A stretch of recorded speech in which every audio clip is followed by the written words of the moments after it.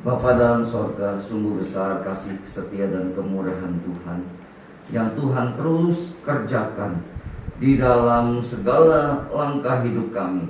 Walaupun seringkali kami ini Tuhan merasa bahwa Tuhan berdiam diri, tetapi sesungguhnya Tuhan tidak pernah berhenti untuk mengasihi, untuk memimpin, menuntun, bahkan terus berkarya untuk mendorong kami menjadi anak-anak Tuhan yang setia, bersaksi bagi dunia ini. Tuhan, Engkau yang sudah berjanji kepada kami, biarlah Tuhan juga yang senantiasa mendukung dan menguatkan kami. Sebentar kami mendengarkan firman-Mu, kiranya Roh Kudus menerangi hati dan pikiran kami. Dalam nama Tuhan Yesus kami berdoa. Amin. Shalom, selamat pagi Bapak Ibu yang dikasihi Tuhan. Kita bersyukur pagi hari ini ya, memasuki minggu kedua bulan Maret, kita akan sama-sama melaksanakan perjamuan kudus.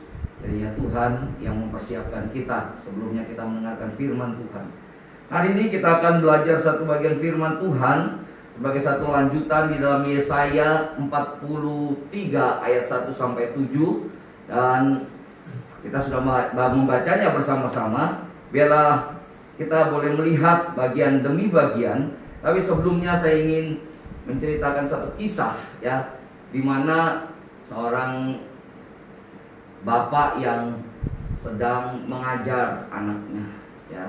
Bapak yang mengajar anaknya ini untuk bekerja, berusaha ya, di dalam sebuah perusahaan dari papanya sendiri. Tapi papanya mengutus anaknya, coba kamu nak belajar, pagi datang jam 8, sore orang-orang pulang jam 4, jam 5, kamu tetap coba lihat apa-apa yang diperlukan di sana ya, apa-apa yang bisa dikerjakan untuk memajukan perusahaan kita. Lalu anaknya menjalankan, belajar ya, kemudian pulang satu hari dia lapor sama papanya, Pak, hari ini berjalan dengan lancar, cuma kalau untuk memajukan perusahaan kayaknya kita perlu menambahkan beberapa orang di bagian belakang untuk mengawasi pekerjaan supaya lebih cepat lagi bekerjanya dan bisa menghasilkan produksi yang lebih baik. Oke, diberi. Nah, seiring dengan waktu berjalan, ada ternyata pekerja-pekerja yang nakal ya, yang tidak menghargai, tidak menghormati dari anak dari tuannya ini. Lalu mereka mengadakan demo dan lain sebagainya ya. Karena sesungguhnya orang-orang di perusahaan itu tidak tahu kalau manajer yang baru ini atau anak bos ini tidak dikenalkan sama papanya sebagai anaknya, tetapi sebagai orang yang bekerja. Lalu orang-orang sebenarnya memprotes ini adalah orang-orang yang lama, yang dulunya orang kepercayaan. Tapi karena ada manajer baru, mereka merasa tersaingi dan mereka merasa tidak cocok seperti itu. Mereka protes dan demo. Tapi setelah demo berlangsung cukup lama dan alot, akhirnya anak ini sudah nggak tahan lagi. Lalu dia bilang, saya ini diutus oleh papa saya untuk mengatur. Kaget dia. Oh, ternyata ini anaknya bos, dia baru tahu. Nah, saudara-saudara, demikian juga yang terjadi ketika orang-orang Israel ini, ya, orang-orang Israel itu melawan Tuhan, sehingga Tuhan harus mendatangkan hukuman kepadanya. Tuhan harus menjatuhkan hukuman atas dosa-dosa mereka. Kalau kita lihat latar belakangnya di dalam Yesaya 43 ayat 18 sampai dengan 25 itu, orang Israel itu mempunyai telinga tetapi tidak mau mendengar. Sampai dikatakan, hai orang tuli, mendengarlah. Hai orang buta, melihatlah. Lihatlah. Ini menjadi satu kebebalan yang luar biasa. Ya, buta, tuli itu adalah gambaran kebebalan rohani Israel sebagai hamba Tuhan atas bangsa-bangsa lain. Ya, orang Israel itu menjadi bangsa pilihan daripada Allah untuk menjadi saksi bagi bangsa-bangsa lain Di dalam kebebalan ini mungkin kita membayangkan, oh orang Israel bebal, dia tidak mau pergi bersembayang lagi, tidak pergi kepada Tuhan. Tidak. Orang Israel tetap datang kepada Tuhan. Secara lahiriah mereka tetap beribadah kepada Tuhan, tetapi hati mereka jauh sekali daripada Tuhan. Setiap pengajaran Tuhan tidak mau mereka dengar. Setiap mujizat atau pertolongan karya Tuhan tidak mau mereka anggap, tidak mau mereka lihat sebagai satu karya Tuhan di dalam hidup mereka. Ya, mereka adalah orang-orang yang tetap beribadah kepada Tuhan, bersembayang walaupun secara sembunyi-sembunyi. Bahkan ketika dijajah oleh Babel, mereka tetap datang beribadah, ya, kepada Allah. Bahkan di negeri pembuangan di Babel sekalipun, mereka juga mau beribadah. Walaupun ada yang secara sembunyi-sembunyi dan lain sebagainya, tetapi mereka tetap bebal.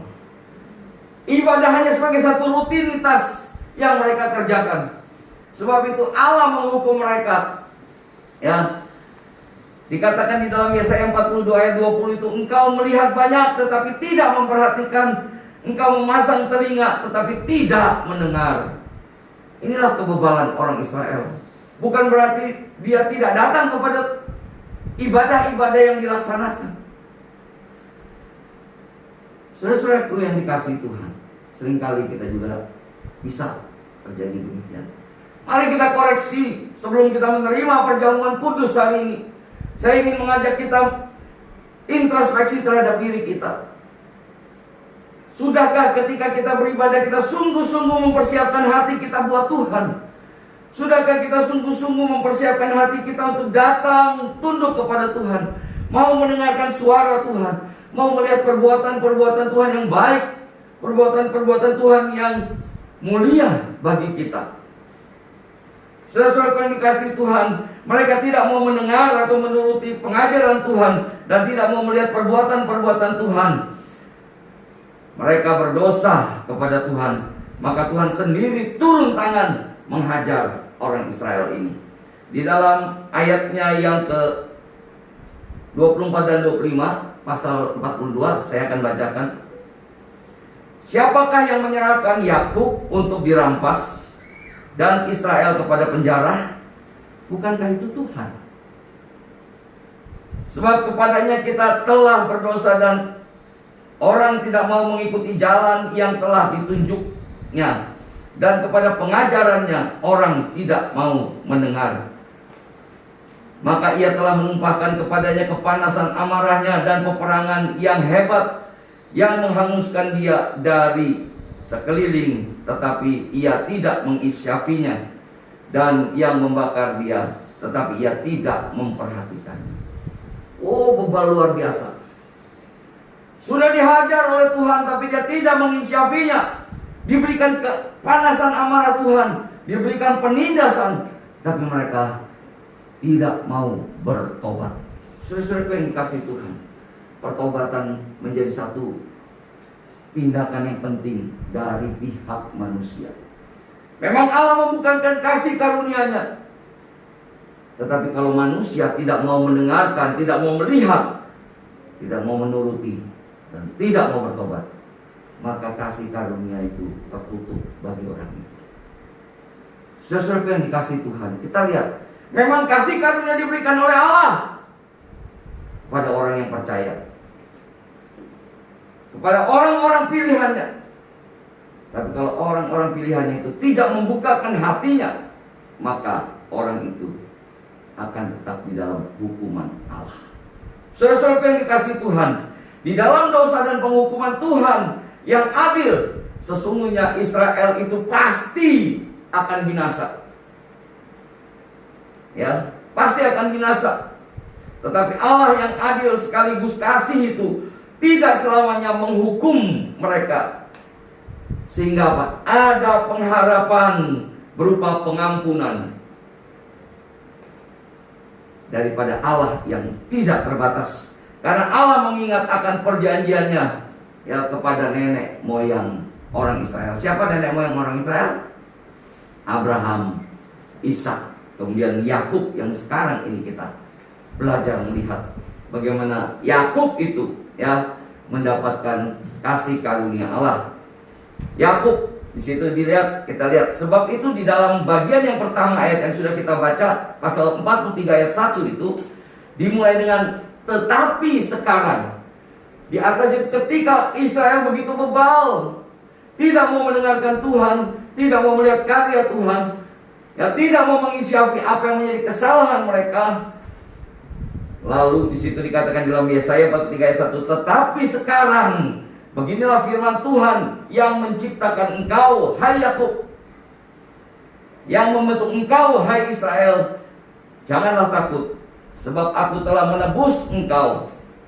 Aku telah memanggil engkau dengan namamu. Engkau ini kepunyaanku. Sesuatu yang dikasih Tuhan, ada Yakub, ada Israel di sana.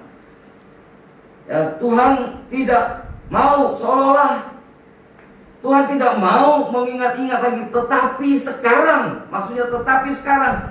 Jangan ingat-ingat yang dulu. Kita bicara yang sekarang bagaimana. Firman Tuhan datang kepada Yakub. Allah menciptakanmu, hai Yakub. Tetapi Yakub ini adalah garis keturunan yang diciptakan Allah dari Adam turun. Abraham, Ishak, Yakub. Masih di garis keturunan orang berdosa, sehingga setiap tindak tanduknya itu semua menghasilkan dosa. Yakub adalah penipu. Dia menipu saudaranya sendiri, Esau, mengambil hak kesulungan Esau. Dia menipu papanya sendiri, ayahnya sendiri, Ishak, dengan berbohong menjadi Esau supaya menerima doa berkat atau berkat. Lalu setelah dia pergi melarikan diri dari rumahnya, di rumah pamannya dia juga menipu lagi pamannya Laban. Luar biasa. Bukan hanya tindakan-tindakan itu saja, tetapi dia belum berjumpa sungguh-sungguh dengan Tuhan. Ya, walaupun dia pernah berjumpa di Betel dengan Tuhan, dia mengatakan kepada Tuhan, dia melihat Mahanaim, pasukan malaikat turun naik di situ. Tetapi hatinya belum diubahkan, kelakuannya masih seperti itu. Sampai dia harus berjumpa kembali pulang ke tanah Kanaan, berjumpa dengan Esau. Dia begitu takut, begitu gentar hatinya, karena dia sudah menipu habis-habisan Esau. Dia takut dibunuh oleh Esau. Dia merasa tidak berdaya untuk kembali datang berjumpa dengan Esau. Dia begitu takut. Saudara-saudaraku yang dikasihi Tuhan, Israel itu adalah orang kepunyaan Allah. Tetapi Yakub itu adalah penipu. Dia datang kepada Esau dengan ketakutan, mau kembali kepada Esau, dia takut. Dia menggunakan lagi, mengandalkan dirinya lagi, mengirim hamba-hambanya terlebih dahulu di pasukan paling depan dengan ternak-ternaknya, supaya ketika Esau melihat itu, waduh, dikasih berkah. Pikir Yakub seperti itu. Setelah pasukan itu jalan, pasukan kedua, istri dan anak-anaknya, supaya ketika berjumpa Esau, Esau melihat, waduh, ini ponakan-ponakanku.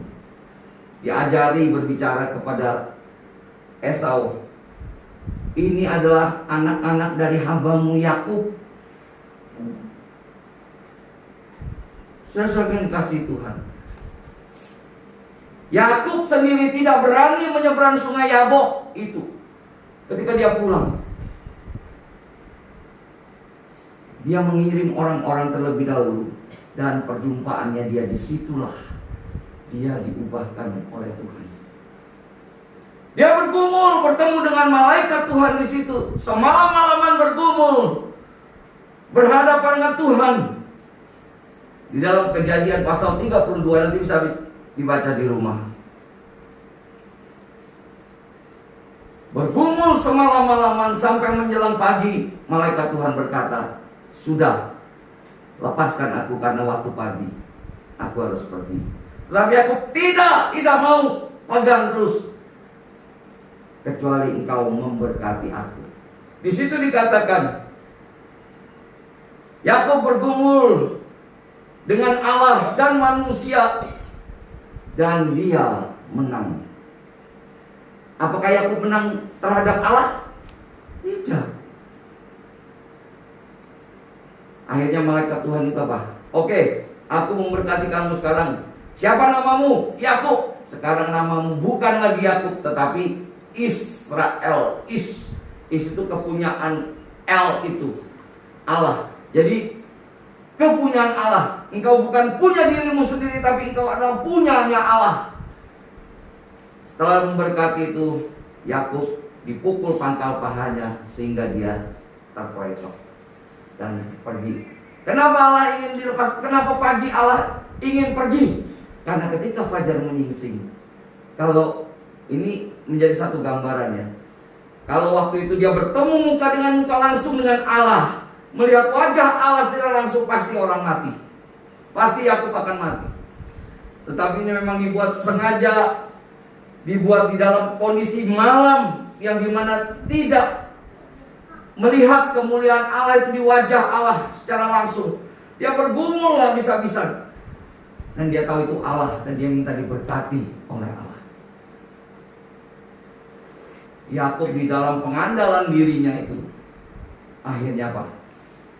Tunduk kepada Allah. Hanya satu-satunya penolong. Dia mohon berkat. Kalau tidak, dia tidak melepaskan. Akhirnya apa? Diberkati oleh Allah. Ya.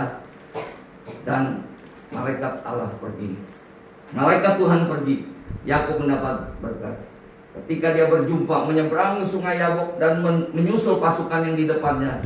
Dari jauh dia melihat 400 pasukan menyertai Esau. Dia merasa gentar.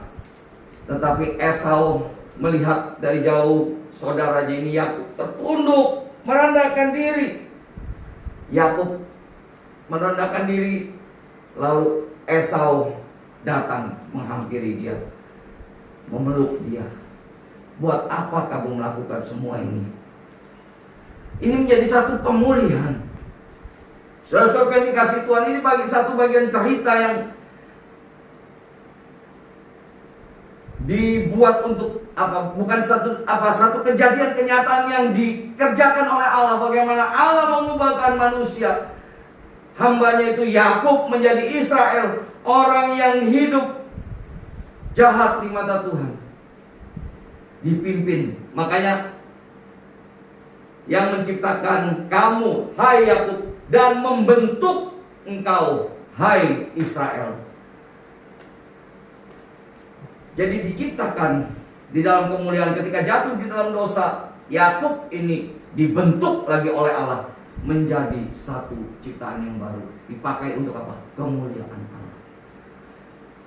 Israel ini menjadi kepunyaan Allah. Ya, Israel adalah kepunyaan Allah, pribadi yang telah ditebus. Makanya dia katakan di dalam ayat yang pertama itu, jangan takut, sebab aku telah menebus engkau. Luar biasa. Ya, orang yang jahat tidak mau bertobat, keras kepala. Tapi ketika dihajar Tuhan, baru Tuhan bilang, saatnya sekarang tiba. Tetapi sekarang aku berfirman kepadamu. Oh, luar biasa. Ya, kita lihat di situ Israel ditebus oleh Tuhan, dibentuk untuk atau bagi kemuliaan Tuhan. Sebab itu seruannya, jangan takut, sebab aku akan memanggil kau dengan namamu. Dikatakan dengan namamu. Namamu siapa? Kita lihat di situ namanya siapa? Engkau adalah kepunyaanku. Nama ini menjadi engkau adalah kepunyaanku.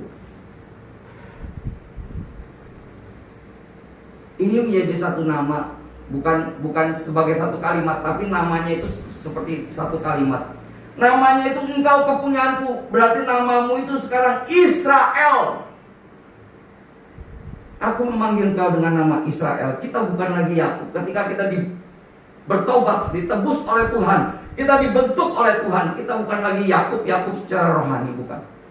tetapi kita menjadi Israel secara rohani.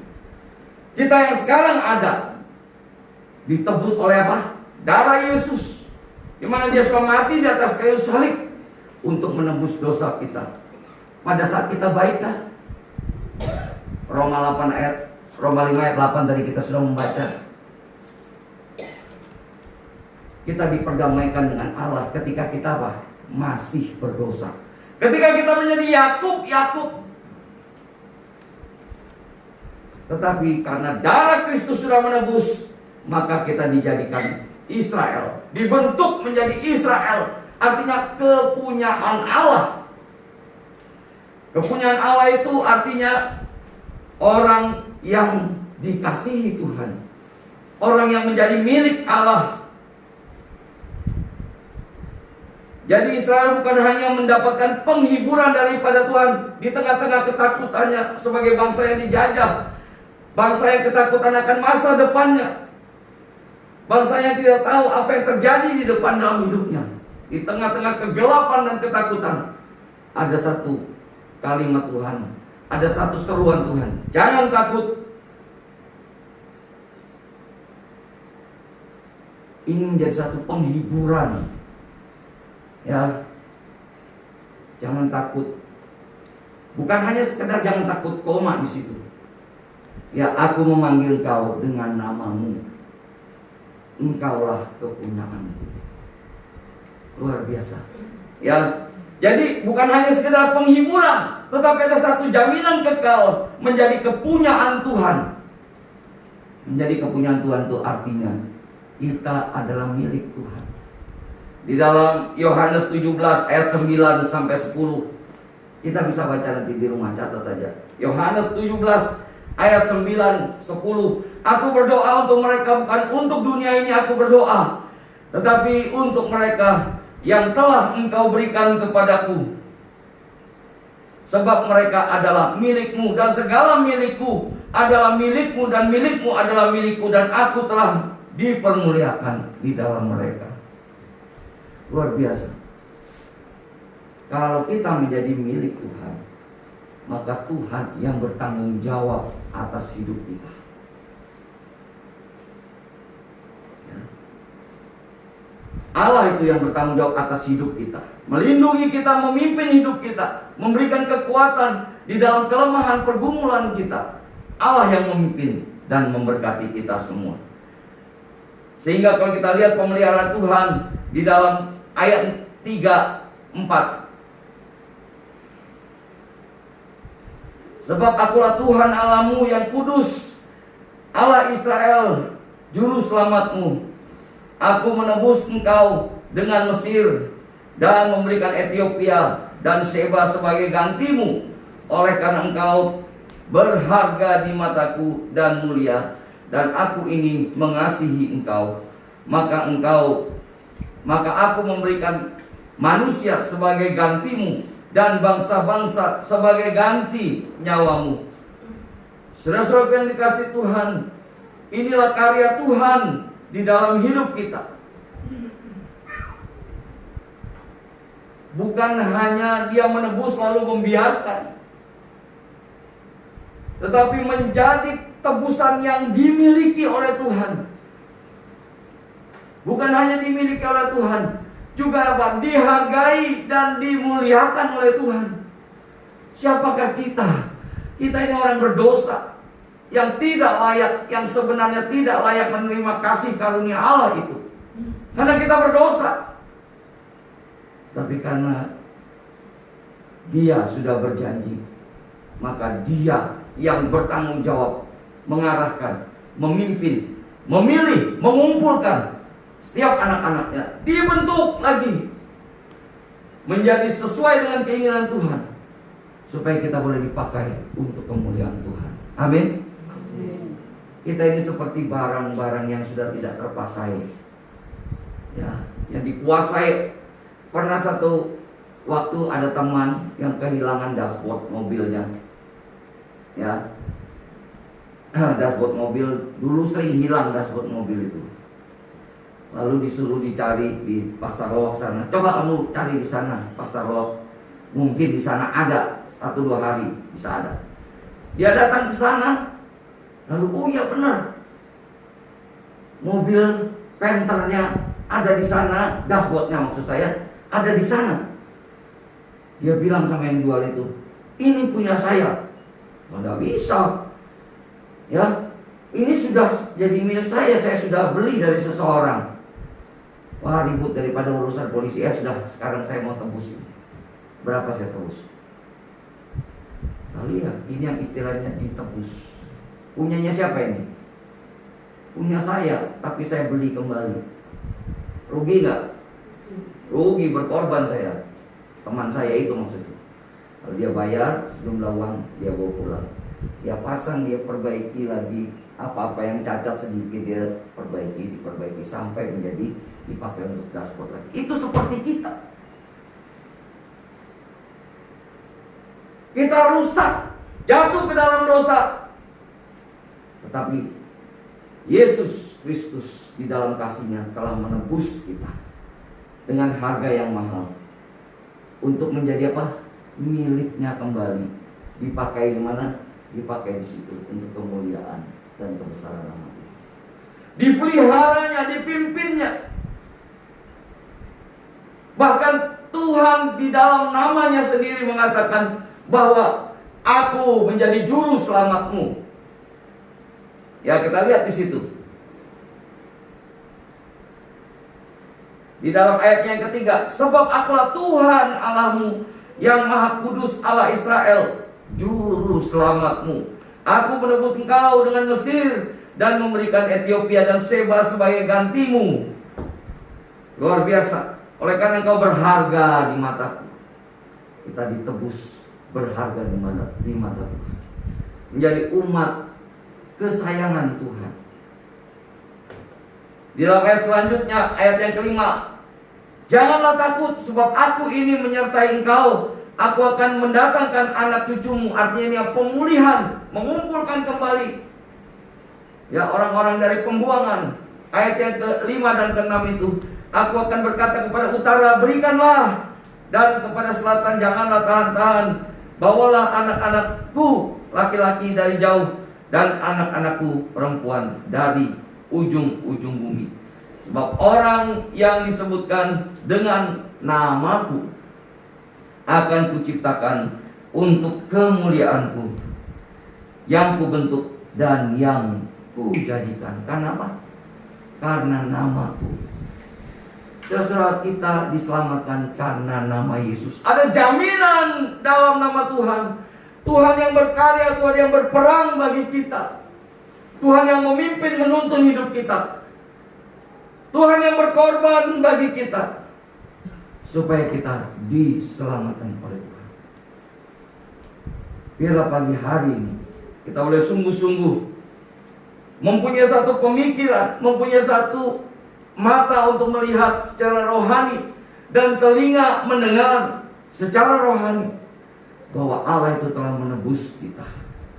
Kita menjadi milik kepunyaan sendiri Israel secara rohani, dan kita berharga dan mulia di mata Tuhan untuk menerima apa? Kemuliaan Tuhan itu dan memberitakan bagi dunia ini. Biarlah Tuhan yang memberkati kita semua. Amin. Bapa kami dalam sorga, kami bersyukur, terima kasih Tuhan, kalau Tuhan sudah memimpin, Tuhan sudah menebus kami di tengah-tengah keberdosaan kami. Bahkan Tuhan menggantikan status kami dari kepunyaan dunia menjadi kepunyaan Allah. Terima kasih ya Tuhan, sebab itu Allah sendiri yang memimpin, Allah sendiri yang berkuasa, bertanggung jawab atas hidup kami, untuk memelihara, membentuk kami sesuai dengan keinginan Tuhan dan memuliakan nama Tuhan. Kami bersyukur dalam nama Tuhan Yesus. Amin. Sebentar kita akan